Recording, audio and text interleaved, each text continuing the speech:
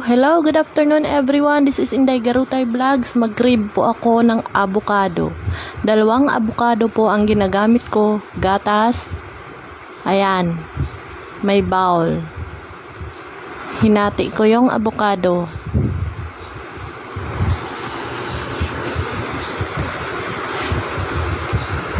Pangalawang avocado.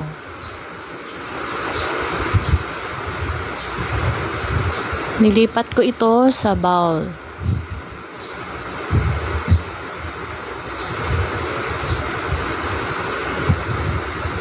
Favorite ko to. Habang tulog yung mga anak ko, nag-rib ako ng avocado. Yan.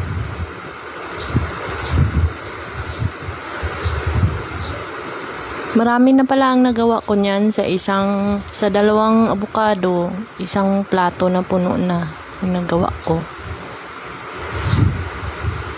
Yan.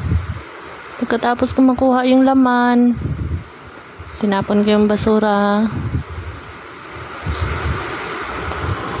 Tapos, nilagyan ko ng gatas. Kalahating scoop lang at asukal. Yan.